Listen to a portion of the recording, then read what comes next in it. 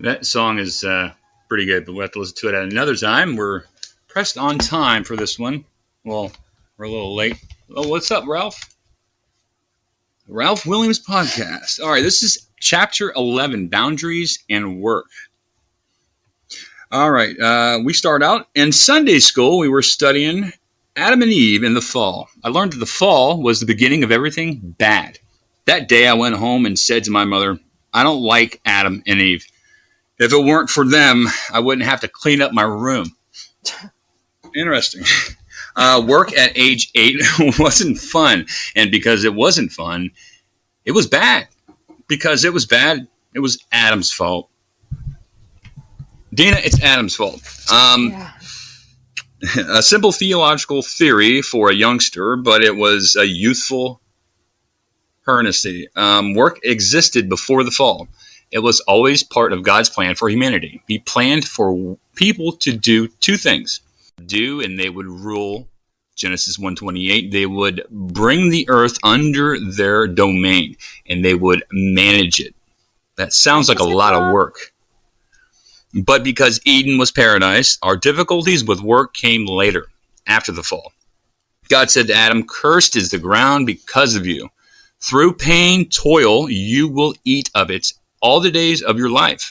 It will produce thorns and thistles, and you will eat the plants of the field. By the sweat of your brow, you will eat your food until you return to the ground. Since from it you were taken, for dust you are, and to dust you will return. That's pretty harsh. Genesis 3:17 through 19. Other aspects of the fall also affected our work. The first is the tendency towards disownership. We talked in earlier chapters in Boundaries about the problem of not taking responsibility for what is ours. This started in the garden when Adam and Eve tried to pass the blame onto another for their original act of sinning. Adam blamed Eve. Eve blamed the serpent. Genesis 3:11 through 13. They were disowning their responsibility and blaming another. Their theme was, get the attention off of me. The tendency to blame another is a key work problem. What's up, old man? Of the Old Man's Podcast. The fall also divided love from work. Before the fall, Adam was connected to the love of God from that love state. He worked. After the fall, he was not motivated out of perfect love. He had to do work as a part of the fallen world's curse and the law. The love-motivated want to became a law-motivated should. Let me say that again. After the fall, Adam was motivated. He was not motivated out of perfect love, but he had to work as a part of the fallen world's curse and the law. The love-motivated want to now became law-motivated should. Paul tells us the law's should increases our wish to rebel. The law of we should increases our wish to rebel, which is in Romans 5:20. It makes us angry at what we should do in Romans 4:15, and it arouses our motivations to do the wrong thing. Romans 7:5. All of this adds up to the human race being unable to take responsibility and work effectively by owning its behaviors, talents, and choices. No wonder why we have work problems, ultimately. Mm-hmm. In this chapter, we want to look at how boundaries can help resolve many work-related problems, as well as how they can help you to be happier and more at work and what you do.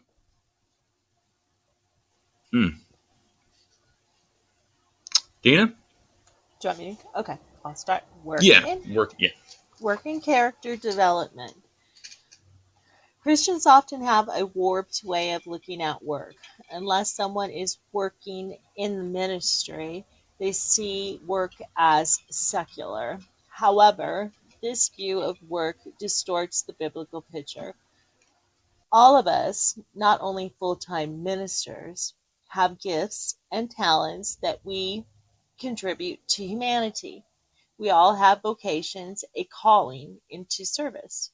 Wherever we work, whatever we do, we are to do unto the Lord. Colossians 3:23. Jesus uses parables about work to teach us how to grow spiritually. These parables deal with money, with completing tasks, with faithful stewardship of a job, and with honest emotional dealings in work. They all teach character development in the context of relating to God and others. They teach a work ethic based on love under God. Work is a spiritual activity. In our work, we are made in the image of God, who is himself a worker, a manager, a creator, a developer, a steward, and a healer. To be a Christian is to be a co laborer with God in the community of humanity. By giving to others, we find true fulfillment. The New Testament teaches that jobs offer more than temporal fulfillment and rewards on earth. Work is a place to develop our character in preparation for work that we will do forever. With that in mind, looks excuse me, looks let's look at how setting boundaries in the workplace can help us grow spiritually. That was big. The work we are made in the image of God, who himself a worker, a manager, creator, developer, steward, and a healer. I like that part. Mm-hmm. Problems in the workplace. Welcome, Priest Scott. Lack of boundaries creates problems in the workplace. In consulting for corporations, I have seen lack of boundaries as a major problem in many management squabbles.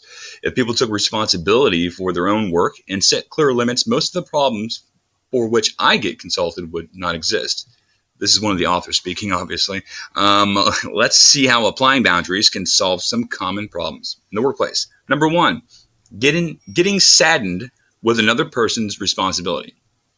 Excuse me, I couldn't read that well. Getting saddled with another person's responsibilities. That says saddled, Dena, not saddened. Sadhood. Yeah. Wow. Susie is an administrative assistant. I know, right? In a small company that plans training sessions for the industry. She's responsible for booking the training sessions and managing the speaker schedules. A coworker, Jack, is responsible for training facilities. He takes the materials to the site, sets up the equipment, and orders the food. Together, Susie and Jack make the events happen. After a few months of really liking her work, Susie began to lose energy. Eventually, her friend and coworker, Linda, asked what was wrong. Susie couldn't put her finger on the problem at first. Then she realized, the problem is Jack. Jack had been asking Susie to pick this up for me while you're out, or bring this box of materials to the workshop. Slowly, Jack shifted his responsibilities to Susie. That was nice of you, Jack. You have to stop doing Jack's work, Linda told Susie. Just do your own work and don't worry about him. But what if things go wrong? Linda shrugged. They'll blame Jack. It's not your responsibility. Jack will be angry for me not helping. Let him, said Linda. His anger can't hurt you as much as his poor work habits can. So Susie began to set limits on Jack. She told him, I will not have time to bring the materials for you this week, and Jack ran out of time to do things himself. Susie told him, I'm sorry that you have not done that before now, and understand that you and I are in a bind. Maybe next time you will plan better. It's not my job. Some trainers were angry at their equipment, that their equipment was not set up. Customers were angry that no food was provided for the break. But the boss tracked down the problem to the person who was responsible, Jack, and told him to shape up or find another job. In the end, Susie began to like work again, and Jack began to get more responsible. All because Susie set boundaries and stuck to them. That's huge. Setting your boundaries and sticking to it. Right. That's huge. If you are being saddled with another person's responsibilities and feel resentful, you need to take responsibility for your own feelings and realize that your unhappiness is literally not your coworker's fault, but it's ours. In this, In this, as in any other boundary conflict, you must take responsibility for yourself. Then you must act responsibility to your coworker. Go to your coworker and explain your situation. When they ask, when he asks you to do something that is not your responsibility, say no and refuse to do whatever it is that he wants. If he gets angry for you saying no, be firm about your boundaries and emphasize with his anger. That's huge. Let me say that again. Be firm about your boundaries and emphasize with his anger, which is yielded at you, bring it back. Same amounts. Do not get angry back at him. To fight anger, this is huge. To fight anger with anger is to get hooked into his game.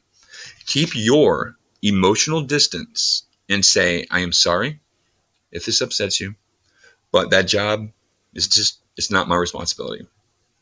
I hope you get it worked out. If he continues to argue, tell him that you are finished discussing it. You're done. So I want to talk about it. And he can come find you when he's ready to talk about something else. Do not fall into the trap of justifying why you can't do his work. You will be slipping into his thinking that you should do his work if you are able to, and he will try to find a way that you can. You owe no one an explanation about why you will not do something. That is not your responsibility. This is a very good problem number one. Many over responsible people who work next to under responsible people bear the consequences of their coworkers. Always covering for them, bailing them out, and they are not enjoying their work or their relationships with these people. Their lack of boundaries is hurting them, as well as keeping the other person from growing. If you are one of these people, you need to learn to set boundaries. Yeah, and I crossed the rest of it out, Dina, because it just repeats. So problem number two, working too much overtime. Mm-hmm. Did you want Too me to much read that? overtime? Yes, actually. Start reading? Okay. Yeah. Problem number 2, working too much overtime. When I first went into practice, I hired a woman for 20 hours a week to run my office. On her second day in the office, I gave her a pile of things to do. About 10 minutes later, she knocked on my door, stack of paper in hands. What can I do for you, Lori? I asked. You have a problem, she told me. I do? What is it? I asked, not having the vaguest idea what she was talking about. You hired me for 20 hours a week, and you have just given me about 40 hours of work. Which 20 would you like me to do to get done? She was right. I did have a problem. I did not manage my workload very well. I was either going to have to spend more time, more on help, cut back on projects, or hire someone else. But she was right. It was my problem, not hers. I had to take responsibility for it and fix it. Lori was telling me what that ever present sign says. Poor planning on your part does not constitute an emergency on my part. I highlighted that. I like that. I did too. Oh my god. Poor planning on your part does not constitute an emergency on my part. Many bosses aren't so lucky. Their employees take responsibility for their lack of planning and never set limits on them. They are never forced to look at their lack of boundaries until it's too late, until they have lost a good employee to exhaustion or burnout. Such bosses need clear limits, but many employees are afraid to set them, as Lori did, because they need the job or they fear disapproval. If you are in a situation in which you're doing lots of extra work because you need the job and because you're afraid of being let go, you have a problem. If you're working more overtime than you want to, you are in bondage to your job. You are a slave, not an employee under contract. Clear and responsible contracts tell all the parties involved what is expected of them. They can be enforced. Jobs should have clear descriptions of duties and qualifications. As hard as it sounds, you need to take responsibility for yourself and take steps to change your situation. Here are some suggested steps you may wish to take. Number one, set boundaries on your work. Set boundaries on your work. Decide how much overtime you're willing to do. Some overtime during seasonal crunches may be expected of you. Number two, review your job description if one exists. Number three, make a list of tasks you need to complete in the next month. Make a copy of the list and assign your own priority to each item. Indicate on this copy any tasks that are not part of your job description. Number four, make an appointment to see your boss to discuss your job overload. Together, you should review the list of tasks you need to complete in the next month. Have your boss prioritize the tasks. If your boss wants all the tasks done and you cannot complete these tasks in time you are willing to give, your boss may need to hire temporary help to complete those tasks. You may also wish to review your job description with your boss at the time if you think you are doing things that fall outside your domain. If your boss still has unreasonable expectations to you, hold on one second. It's okay. Okay, I just didn't want that ringing. I'm sorry. If your boss still has unreasonable expectations of you, you may wish to take a coworker or two along with you to a second meeting, according to a biblical model in Matthew 18, or you may wish to discuss your problem with an appropriate person in your personnel department. If e- if even then he remains unreasonable about what he thinks you should accomplish, you may need to begin looking for new job opportunities within your company or outside. You may need to go to night school and get some further training to open up other opportunities. You may need to chase down hundreds of employment ads and send out stacks of resume. Consult the book How to Get a Job by James Bramlett for information on job searches, is what they're saying. You may wish to start your own business. You may wish to start an emergency fund to survive between quitting your present job and starting a new one. Whatever you do, remember that your job overload is your responsibility and your problem. If your job is driving you crazy, you need to do something about it. Own the problem, stop being a victim of the abusive situation, and start setting some limits. Amen. Dang it, Uh-huh. Bobby. um, Hi, Hank. Welcome. Propane. I can't do a good Hank Hill. Yes. Set boundaries on your work. Review your job description. Make a list. Make an appointment. Right, Ralph. Limits. There needs to be limits. Um, Problem number three: misplaced priorities. We have talked about setting limits on someone else. Dang it, Bobby. You also need to set limits on yourself. You need to realize how much time and energy you have and manage your work accordingly and know what you can do and when you can do it. And say no to everything else. Learn to know your limits and enforce them. As Lucy did many times, say to your team or your boss, if I'm going to do A today, I will not be doing B until Wednesday. Is that okay, or do we need to rethink which one I need to be working on? Effective workers do two things: they strive to do excellent work, and they spend their time on the most important things. Many people do excellent work, but allow themselves to get sidetracked by unimportant things. They may do unimportant things very well. Oh, let me say that one again because I got sidetracked on trying to read that. Is that Frankie D? That's the other one there, Frankie. You're on the wrong one. Many people do excellent work, but allow themselves to get sidetracked by unimportant things like fires inside this chat room.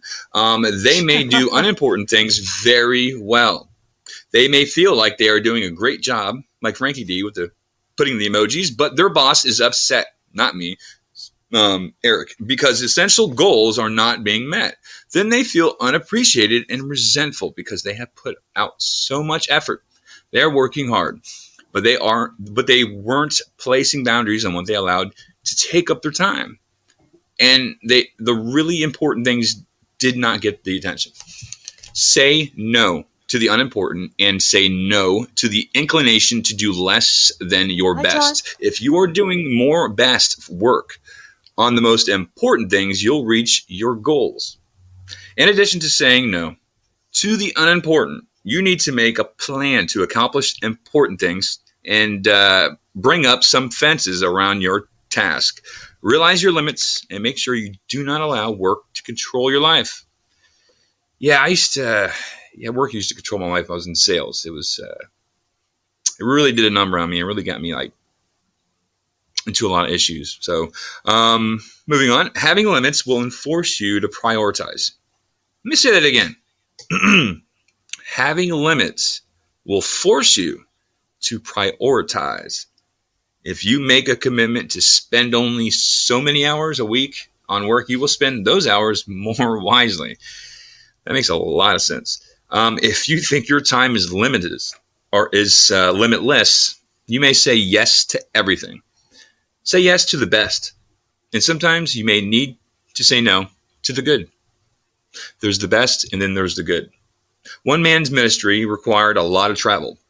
So he and his wife, it's a nice little story, he and his wife put their heads together and decided that he would spend no more than 100 nights a year on the road. When he gets an offer, he has to check his time budget and see if this is something he wants to spend some of his nights on. This plan forces him to be more losing your track while you're reading. When he gets an offer, he has to check time and the budget to see if it's something he wants to spend his nights on. This plan forces him to be more selective in his travel, thereby saving time for the rest of his life. A company president who was allowing work to keep him away from home too much made work from home too much made a commitment to spend only 40 hours a week in the office. At first, he really struggled because he wasn't used to budgeting his time, and he was cutting it very close. Slowly, though, when he realized that he only had so much time, he began to spend it more wisely. He even got more accomplished because he was forced to work smarter, not harder. My stepfather um, would always say this one thing. He said, "Work smarter, not harder. If you see something that needs to be done, do it. Don't ask. If it's something you can do without my help, do it. Because if you let it sit there and you wait to ask me, then that's time that could have been spent doing something else could have been doing good at. You know what I mean? It's kind of I like that. Smarter, not harder. Eric, have you ever heard that? What's Yes, up, DeVito? Was that Eric? You say cats? I can't say that I have some. Oh, smarter, not harder. Will grow to fill the time you have set aside for it. If a meeting does not have an agenda with time limits, discussion could be endless. Call-ins are welcome at any moment in time.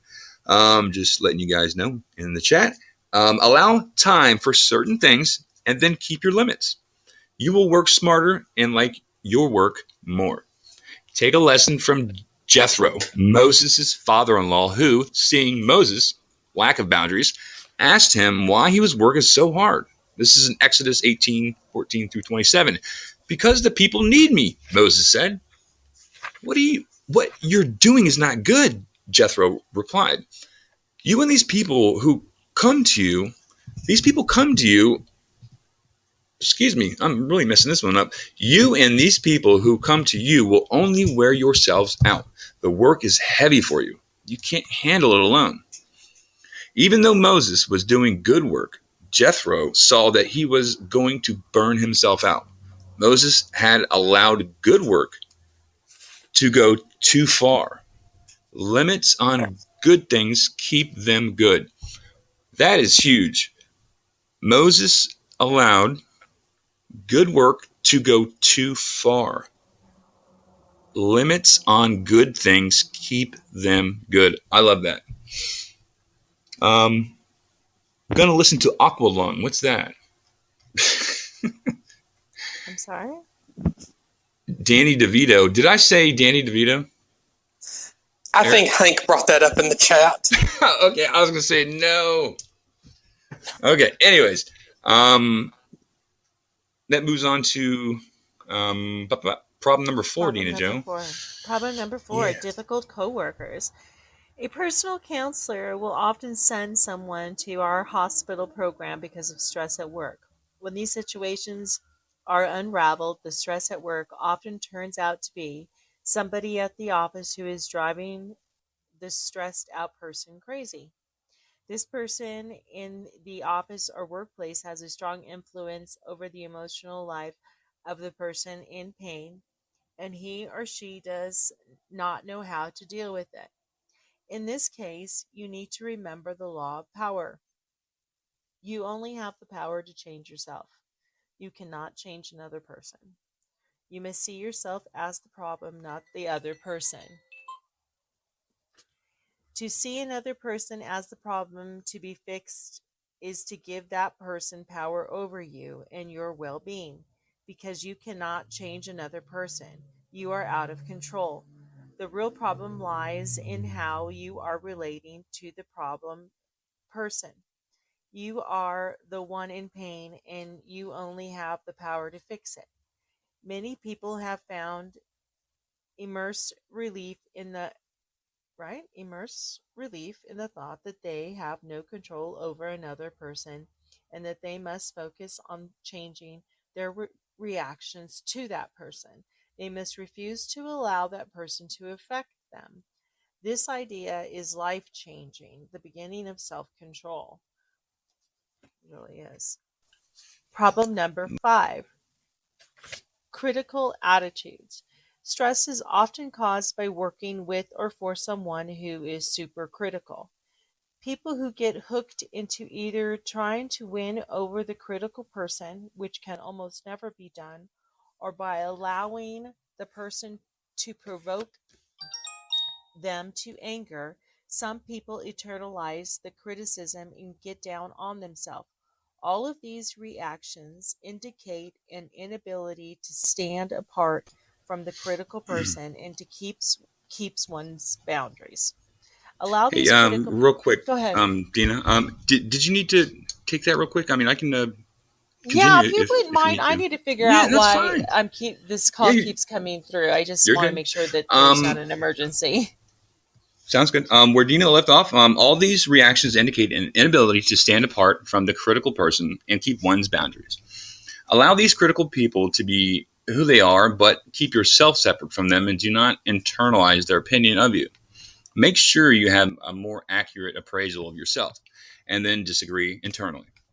You may also want to confront the overly critical person according to the biblical model, Matthew 18. At first, tell her how you feel about her attitude and about her attitude and the way it affects you. If she's wise, she will listen to you. If not, her attitude is disruptive to others as well.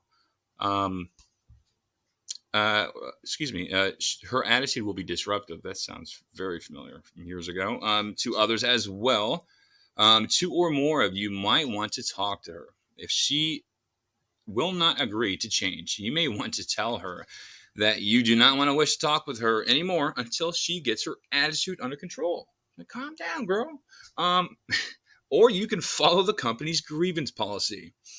An important thing to remember is that you can't control her, but you can choose to limit your exposure to her, either physical or emotionally distancing yourself from her. This is called self control, gentlemen. Um, you can choose to limit your exposure to somebody, like don't be around them so much, in the physical aspect or emotionally. Even emotionally can be indicative of the of our electronic world we're in now with like Podbeam. We can be tied emotionally to somebody through electronics, and the physical aspect obviously is in person, which is very dynamic in itself. You can follow the company's grievance Paul, what do you state to that? Avoid trying to gain the approval of this sort of person. It will never work. And you will only feel controlled. And avoid getting arguments. Avoid getting into them and discussions. You will never win. Remember the proverb, whoever corrects a mocker invites insult. Whoever corrects a mocker invites insult. Whoever rebukes a wicked man incurs abuse. Do not rebuke a mocker, or he will hate you. Rebuke a wise man, and he will love you. That's epic. That, ladies and gentlemen, is Proverbs 9, 7 through 8. Proverbs got some really deep stuff, and it applies to whether you're a believer or not. This is huge. It's if you try to correct someone who's mocking you, you're just going to get insulted. If you try to rebuke a wicked man or tell him what he's doing is bad, he'll come at you and abuse you. So don't rebuke a mocker. You tell him that he's doing something bad, because then he'll just hate you for it. You're just revealing something that he already knows. Rebuke a wise man, and he'll love you. A wise man knows that, if he's got an understanding, but it's just not right, and someone corrects him, he is appreciative. He thanks somebody for that. It's that he had it wrong, sees but he can learn something from it. Yeah, exactly. Right. Well, I learn from everybody. I'm so important to do that. Avoid skipping chapters, Michael. If you allow them to draw you in, man, this is so familiar. If you allow them to draw you in, thinking that you will change them, you are asking them for trouble. Stay separate. Keep your boundaries. Don't get sucked in to their game. Man. Problem number 6, conflicts with authority. If you are having trouble with Santa Claus, really? Hank, I shouldn't have looked at the chat as soon as I'm starting to read this. Conflicts with authority, and I said Santa Claus. My bad. If you are having trouble getting along with your boss, you may be having a transference feelings. If you're having a problem getting along with your boss, you may be having a transference feeling. Transference is when you experience feelings in the present that really belong to an unfinished business in the past. Did you guys hear that? Let me say that again.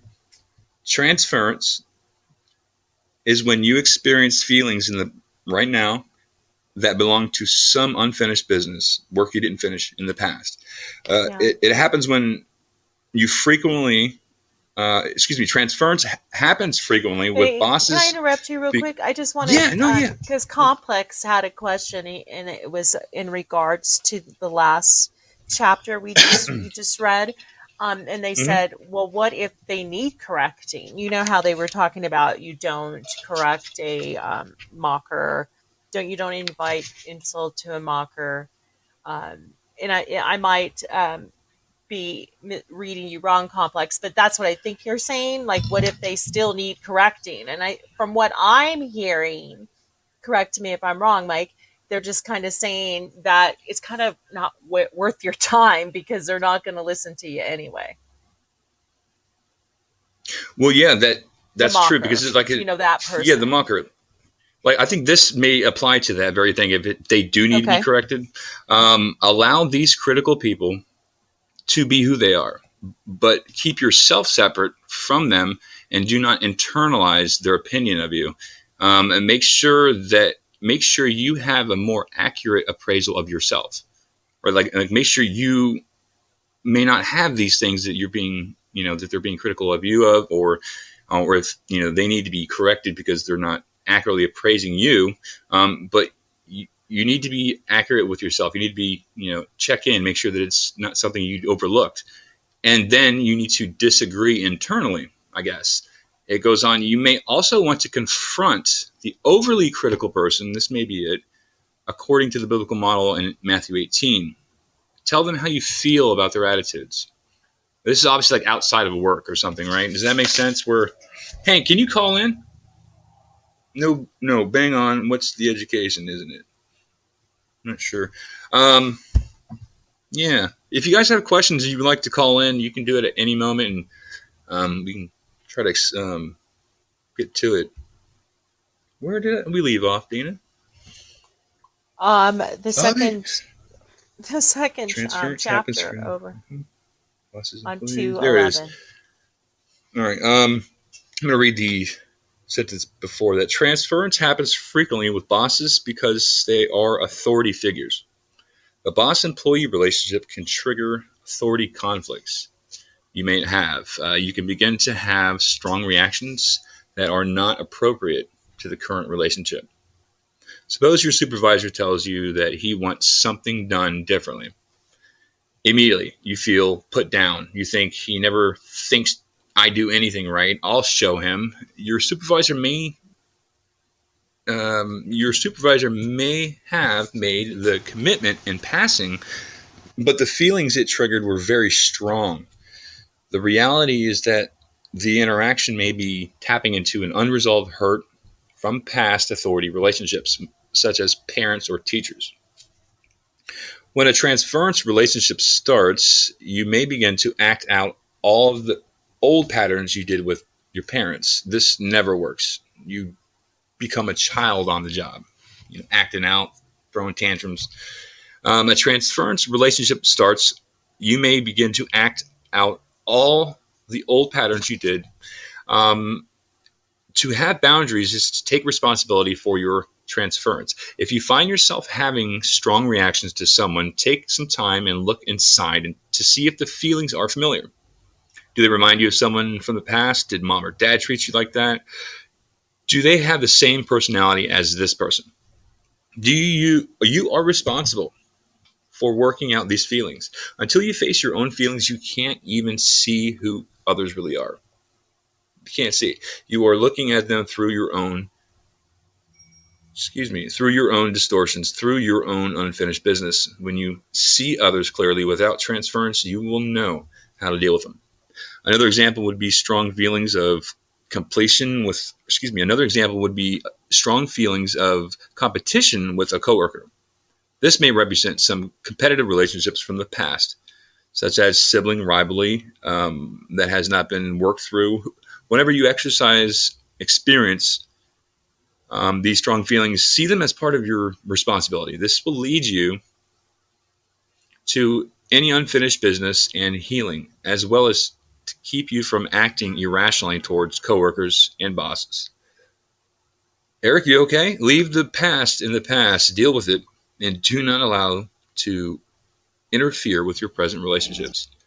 Were you crossing the road, No, Eric? I'm just. No? No. I heard like a car was like almost missed Oh you. gosh. Yeah, I don't know. Maybe it was Dr. Love will be on joining my end. momentarily. Oh, nice. Dr. Love. Dena, Yeah, I could read number 7 if you'd like. Or what did you want to do? Is that what you I wanted to just do? I don't have 7 highlighted. I don't know. I must have been having a moment at that time. Yeah, you can. Yeah, go ahead and read 7. Problem That's number weird. 7: expecting too much work. People increasingly come to workplace wanting the company to be a family. In a society where the family, church, and community are not support structures they once were, people look to their colleagues for emotional support a family once provided. This lack of boundaries between the personal and work life is fraught with all sorts of difficulties. The workplace ideally should be supportive, safe, and nurturing, but this atmosphere should primarily support the employee in work related ways to help her learn, improve, and get a job done. The problem arises when someone wants the job to provide what her parents did not provide for her, primarily nurturing relationships, self esteem, and approval. Work is not set up this way, nor is it what the typical job asks for of someone. The inherent conflict is this setup. Wait a minute. The inherent conflict in this setup is this: the job exists, adult functioning, and the person wants childhood needs met. This differing expectation will inevitably collide. Whew, sorry. Health comes from owning A unmet tongue twister. childhood needs. I know. Health comes from owning unmet childhood needs and working them out. The problem is that the workplace is not the place to do that. There are exceptions at work. There are expectations at work. They Oh, will crazy. ask from you without giving because they are going to pay you for your work. They are not obligated to provide all the emotional support that you need.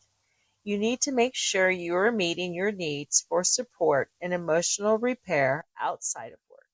Plug into supportive and healing networks that will help you to grow out of your emotional hurt and unmet needs and build you up so that you can function well at the job in the adult world that has adult expectations. Get your relationship needs met outside of work, and then you will be able to do work the best without getting your needs mixed up with what the company needs from you. Keep your boundaries firm, protect those hurt places from your workplace, which is not only not set up to heal, but also may wound unintentionally. And I think that's a problem that a lot of people Yeah. have is that they bring their all their other stuff into work instead of just going to work to work. Yeah. Like it's making sure your needs for support, like, to this is emotional repair. It's like if you go into work emotionally in disrepair, and it's going to affect work. Like I was in a 2-year relationship. Her name was Kelly, and when we broke up, I was devastated. I was crying at work. I was puking because I was crying so much. So they sent me home, and then it's just it was bad. I mean, it was my I first got to be like, heartbreak because it was finally, 2 years, lady. longest relationship I ever had at that start. And it's just, to me, it was everything uh, everything I relied on was her. Like I put everything on her. My happiness was dependent on her in that relationship. Once it was gone, I didn't know who I was, without her. So, anyways, just saying that. I need to get that out. That kind of helps me from 10 years ago, Yeah. 12 years ago, I think it was. Number 8, taking work related stress home. Just as we should keep good boundaries on our personal issues, keep them out of the workplace. We need to keep some boundaries on work and keep it out of our home. This generally has 2 components. Let me pause there. Ladies and gentlemen, you guys can call in if you have questions, or just hang out in the panel on mute and chime in whenever you want. You're more than welcome. Um, Continuing, the first is emotional, on work-related stress at home. Conflicts at work need to be dealt with and worked through so they do not begin to affect the rest of your life. If denied, they can cause major depressions and other illnesses that begin to spill over into other areas of life. Make sure you understand work issues, excuse me, and face them directly so that work does not emotionally control your life. Find out why a certain coworker is able to get to you. Find out why they're so easily angry at you all the time, or why your boss is able to control the rest of your life. Find out why your success or failures, on the job are able to bring you up or down. These important character issues need to be worked through. Otherwise, the job will own you. The second component, the good, the bad, the ugly truth, entered the live studio. Welcome. Hi. The second component is finite things such as time, finite, limited, energy, and other resources. Make sure that the job, which is literally never done, does not continue to spill over into your personal life and cost you projects that are going in that. Excuse me. Put limits on special. Oh no, I skipped 2 sentences. The second component is finite things such as time, energy, and other resources. Make sure that the job, which is literally never done, does not continue to spill over into your personal life and cost you relationships and other things that matter. Put limits on special projects that are going to take more time than usual, and make sure overtime does not become a pattern. One company we know as such a one company we know has such a high value for family that they dock people for working overtime. I knew a friend that had he got they docked him for having for overtime. I was like, what? It's kind of cool to have that policy, Dina, don't you think? Like Yeah. they'll dock your pay for they don't want you to work too much because they want you to have family life. It's important for family too. It affects your work. They want them to put limits on their work and be home with the family. Find your own limits and live by them. These are good Good. boundaries. Thanks, good.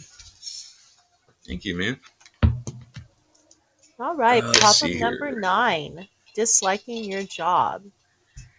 Boundaries are where our identity comes from. Boundaries define what is me and what is not me. Our work is part of our identity in that it taps into our particular giftedness and exercise of those gifts in the community. However, many people are unable to ever find a true work identity. They stumble from job to job, never really finding anything that is them. More often than not, this boundary prop okay, I'm sorry. More often than not, this is a boundary problem. They have not been able to own their own gifts, talents, wants, desires, and dreams because they are unable to set boundaries on others' definitions and expectations of them. This happens with Mm, people who have not separated from the family they grew up in. A pastor was a pastor was having great difficulty with his church and the board of elders. Finally, right in the middle of a constitutory meeting, he said, "I never want to be a pastor anymore. It was my mother's wish, not mine." He did not have a good enough boundary with his mother to define his own career path. As the result, he fused with her wishes and was miserable. His heart had not been in it from the start. This can happen also with friends and culture. Other expectations can be very strong influences. You must make sure that your boundaries are strong enough that you do not let others define you. Instead, work with God to find out who you really are and what kind of work you are made for. Romans 12:2 speaks of having boundaries against these kinds of pressures from others. Do not mm. conform any longer to the patterns of the world, but be transformed by the renewing of your mind. Then you will be able to test and approve what God's will is, his good, pleasing, and perfect will. You you should have a realistic expectation of yourself based on who you really are, your own true self with your own particular giftedness.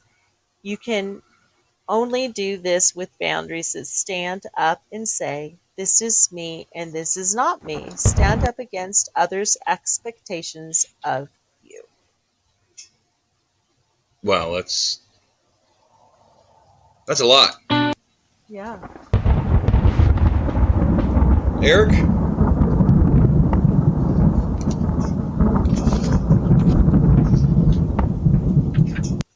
I'm still here. just checking on you, making sure you're all right. I'm fine. Okay. Um, all right, and we're gonna close the chapter off with finding your life's work. This is gonna summarize pretty much what we learned a little bit. Finding your life's work involves taking a risk. First, you need to firmly establish your identity, separating yourself from those you are attached to and following your desires. You must take ownership of how you feel, how you think, and what you want. You must assess your talents and limitations. And then you must begin to step out and as God leads you. For God wants you to discover and use your gifts to his glory. He asks only that you include him in the process. Delight in Delight yourself in the Lord, and he will give you the desires of your heart. Commit your way to the Lord. Trust in him, and he will do this. This is Psalms 37, 4 through 5. God also, however, calls you to be accountable for what you do. Follow the ways of your heart and whatever your eyes see, but know that for all things, God will bring you to judgment. This is Ecclesiastes 11:9. As you develop your talents, look at your work as a partnership between you and God. He has given you gifts, and he wants you to develop them. Commit your way to the Lord, and you will find your work identity, and ask him to help. Just ask him to help you. That is the end of chapter 11, Boundaries and Work. That was not an easy chapter to read. No, because I was getting memories. A lot of memories were coming back. I bet. My emotions from the past with that intense breakup I had really screwed me up. I got into drugs and jail and the street, and I was a wreck. My whole life shattered, and all because of a relationship. But I needed it. It had to happen. It was because necessary to be who I am today. Your boundaries fixed on. I didn't even know what a boundary was back then. It just made no sense to me then. I wouldn't had a clue. Any thoughts, Eric, on this chapter 11? And you too, Dena, if there's anything you can. Well, I think this is a great discussion. Of course, in today's show, as always. And like some of the Bible lessons learned. Yeah, what's it? Follow the ways of your heart, Eric, and whatever your eyes see. But know that for all things, God will bring you to judgment. He'll bring you to. That's the accountability.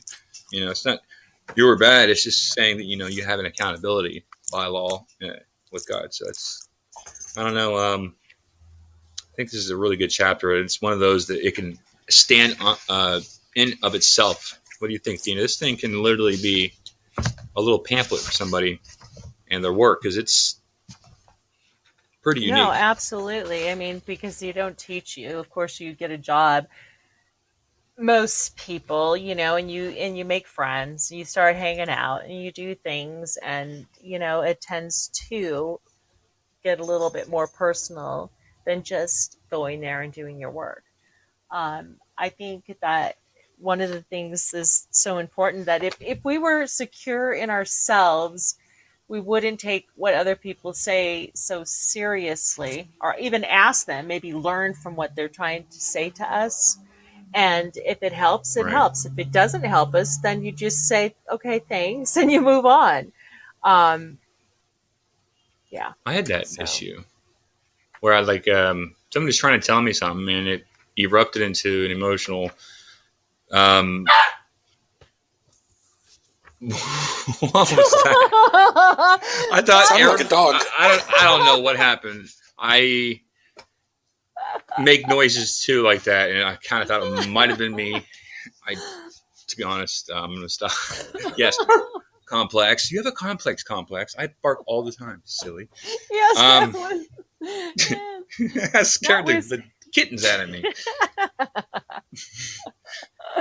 That was my little Shih Tzu. Shih Tzu.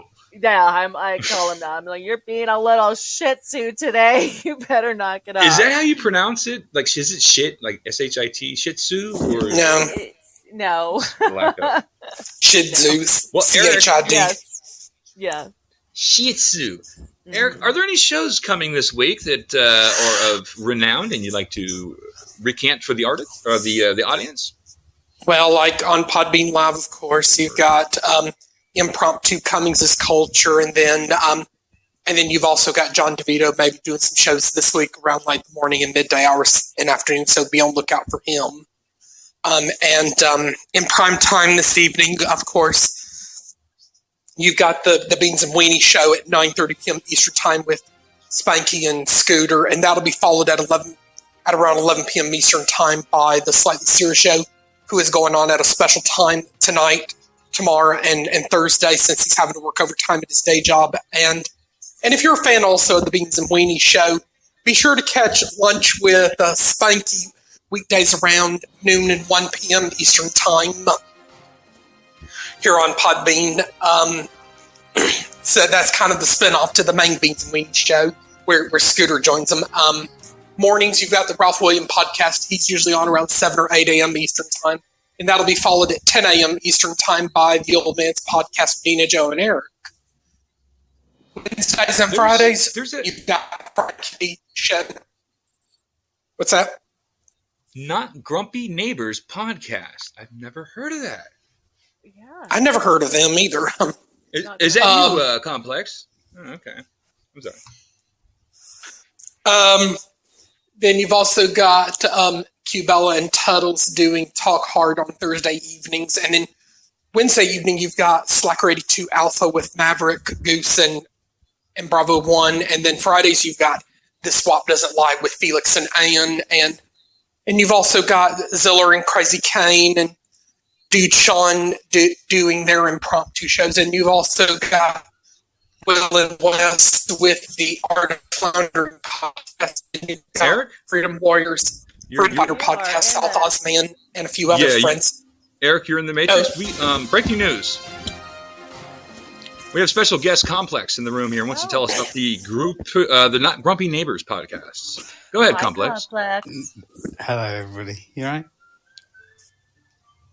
Yep, you're on air, sir. Go ahead. Ya. Tell us about the Grumpy Neighbors. Well, I'm from England, so I'm not good at self-promotion. You're fine. But yes, we have a podcast. What time is it?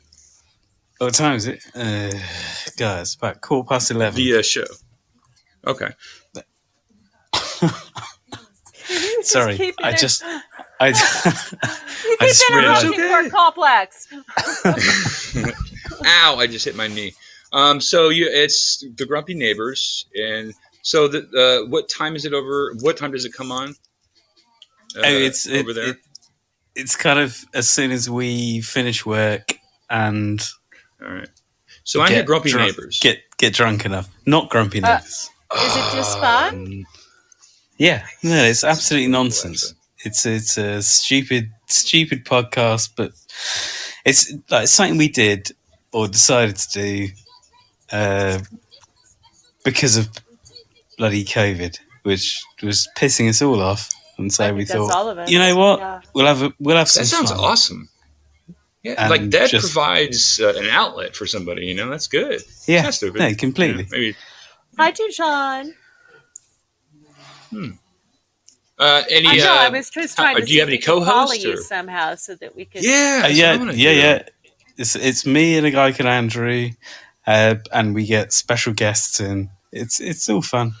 But it's if you'd like to follow me, Dena, and Eric, and maybe contact one of us or me, and just maybe we can touch base and see we can promote your show too. So before you air it or something, I have already followed you, my friend. Already followed you. Oh, I already followed you. And I gotta say, your picture. What in? It's a doggy. Earth? Is this a dog? It's a dog, just like my dog. Oh my goodness! It's a dog. Oh my goodness! I didn't. The nose looked like it wasn't there. It looked pressed into the face, so it looked like Smeagol. I was like, "Is that Smeagol?" And I look a little closer. The nose went. Okay, yeah. Anyways, it's so funny. Complex. You and I follow some of the same 7 good minutes of daily self-improvement daily. We do the same ones. That's hilarious. Ladies and gentlemen, this is first exclusive. Is this your first time talking about your new upcoming podcast? No. We've got like 12 episodes out. So we got, don't forget, guys, that Not Grumpy Neighbors podcast. And as I get more details and able to listen a little more, right. Thank you, Complex, for coming on. I'll send you a link, and please do. Yes. I will send happily send photos of Baxter the dog. Baxter, yes, not Schmeagol from Lord of the Rings, because I can't I need glasses. And forgive me, because me doing this podcast with people is absolutely terrifying to me. I used to have the fear of talking in public, so this is something that I've been doing and facing that fear every time I do it. So it's a little, Do you know what? I can really relate to that, because I hate talking in public. I'd much rather be in a 30-story building in a hurricane with no parachute and being pushed than rather be out in front of me. So I faced it finally, because it crippled me for years. I mean, I'm serious. I'd rather have been on a 30-story building. At least maybe the wind could have maybe glided me like a squirrel or something that would have landed. I don't know. I mean, that would depend on your clothing, but yeah. Well, thank you for coming on. I'm going to wrap the show up. We are 1 hour and 8 minutes for my editing purposes. That's why I say it, 108.05. And thank you, ladies and gentlemen, for joining Boundaries, episode 11. Chapter 12 is next week. Boundaries and Yourself is chapter 12 next week. Certainly be on the lookout for the other Eastern Tuesdays at 5 p.m. Eastern time and 3 p.m. Mountain time. Go ahead, Eric. Well, I think where I left off is be on lookout for impromptu shows from Crazy Kane and Dr. Love and Ziller and Dude Sean and a few other friends like and not Grumpy Neighbors as well. Crazy Town, and also be on lookout for Milk Dog and Lingalonga and a few more friends. Thank you, Eric. Ladies and gentlemen, we're going to wrap the song up and end it with a great song that we could not finish in the beginning. And here we go in 3, 2,